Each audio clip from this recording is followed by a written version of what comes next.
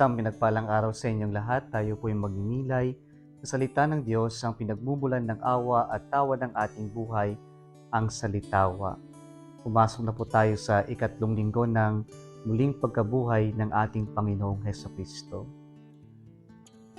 Masakit po ang maging biktima ng ghosting.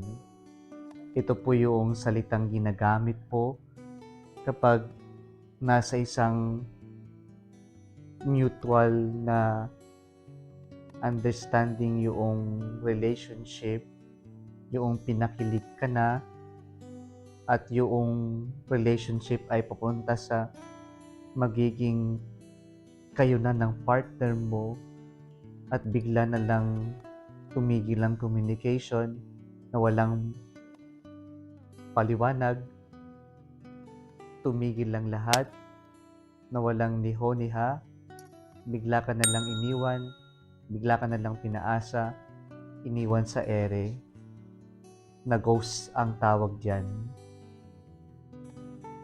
Sa linggong ito, mga kapatid, makikita po natin sa ating ebanghelyo ngayon na si Jesus ay napagkamalang ghost. At si Jesus nakaranas din ng tinatawag ngayon na ghosting. Iniwan siya ng kanyang mga lagad sa panahon na kailangan sila. Kailangan ng karamay, kailangan ng makakasama, kailangan ng suporta. Pero ang nakita nila si Jesus na naghihirap, at lalong higit noong siya ay ipapako sa krus, lahat sila nagsialisan, lahat sila naduwag, iniwan ng Diyos. Kaya po sa ating ebanghelyo ngayon, binabalik tayo sa unang araw ng muling pagkabuhay ng ating Panginoon. Ang mga alagad ng Panginoon ay nagtatago. Kung sa nakaraang linggo, ang sinabing pagtatago nila ay dahil takot sila sa kanilang mga kapwa Hudyo na baka sila ay isumbong din, sila ay maparusahan din ayon sa karumal-dumal na sinapit ng kanilang maestro ng ating Panginoong Hesukristo. Subalit sa palagay ko ngayon po, makikita natin na hindi lang yung takot na sila ay humantong sa ganong karumal-dumal na kamatayan kung bakit sila nagtatago.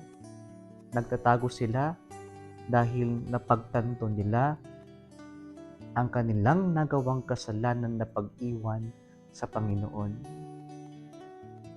I think at this time, the disciples of our Lord came to know about the news that Jesus rose from the dead, and they could not believe it. And hearing this news probably brought them to the realization that they were all coward. Lahat sila nagsitakbuhan, lahat sila naging duwag, lahat sila naging taksil sa Panginoon. Kaya ito yung sa palagay ko rason kung bakit nagtatago rin ang mga alagad. Hindi lang sa takot, kundi sa kahihiyan ng kanilang sa ginawang pag-iwan sa ating Panginoon. Pero sa kabila ng pang-ghost nila sa ating Panginoon, makikita natin yung iniwan, yung pinagtaksilan, ay siya pang lumapit sa kanila. At sa paglapit sa pagpapakita ni Jesus, napagkamalan siyang multo, ghost. Kung sino pa yung na-ghost, siya pa yung pinagkamalang ghost o multo. Pero ano po yung pinapakita dito?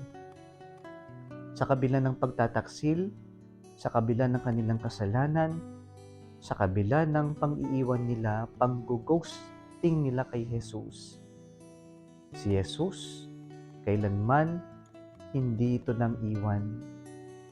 Ipinapakita sa atin ng Diyos hindi tayo susukuan. kahit na gaano pa tayo naging makasalanan, kahit na gaano pa tayo paulit-ulit na tumakbo palayo sa Kanya, ang Diyos, hindi tayo bibitawan, hindi tayo susukuan. Gagawa at gagawa ang Diyos para tayo ay muling Kanyang maibalik sa piling niya. Gagawa at gagawa ang Diyos para iparamdam sa atin na hindi tayo binitawan, iniwan, hindi tayo kayang i-ghosting ng Diyos.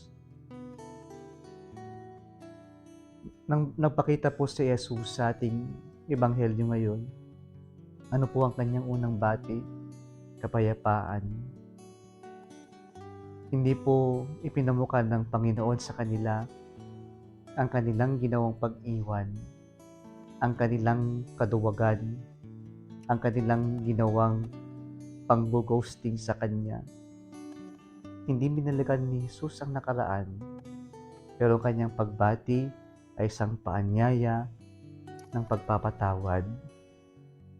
Ang mga alagad ay nakakulong sa nakaraan, sa kanilang kaduwagan, sa kanilang kahihiyan na ginawa.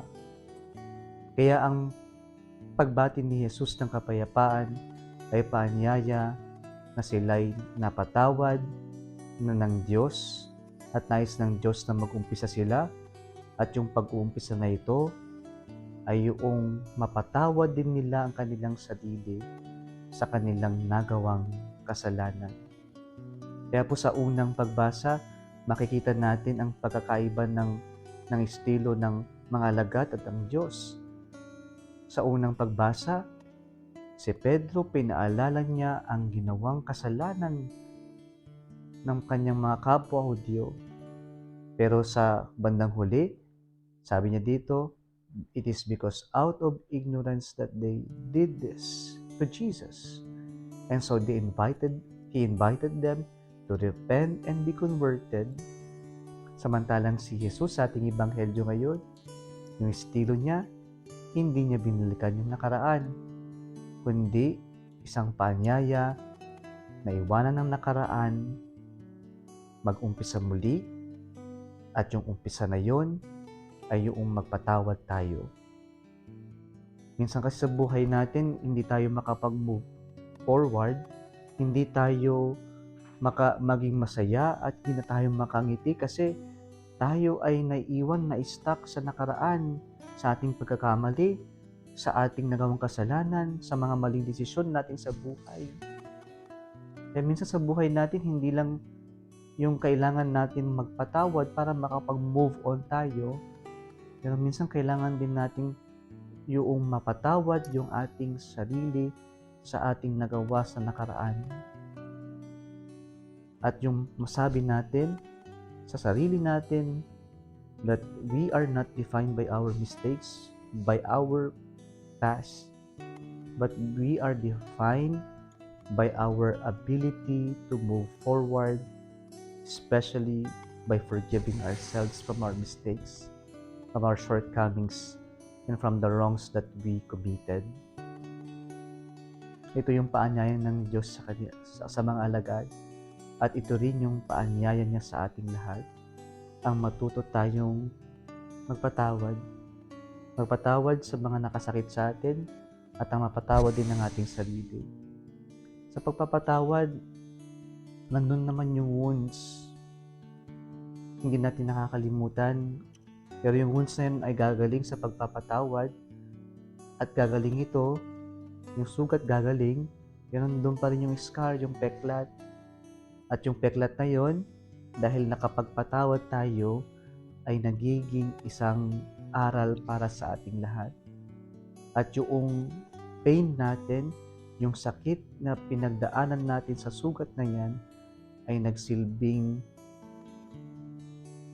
pinagmumulan ng lakas natin, o yung nagpapatibay sa atin upang magpatuloy tayo sa ating paglalakbay dito sa ibabaw ng mundo. Gumaling ang sugat sa pagpapatawad, pero may natirang peklat o scar, at yung peklat na yon ay simbolo na nakayanan natin simbolo na kaya natin kahit ano. Basta't magtiwala tayo sa Diyos at matuto tayong magpatawad sa kapwa-tao natin at sa ating sarili. At ang hamon sa atin ngayon, maging saksi ng pagpapatawad ng Diyos sa pamamagitan ng pagpapahayag natin ng Diyos ay muling nabuhay sa ating pagpapatawad sa ating kapwa at pagpapatawad din natin sa ating sarili upang sa ganon tayo po ay makapaglakbay ng mapayapa at ng may lakas ng kalooban. Muli isang pinagpalang araw sa inyong lahat.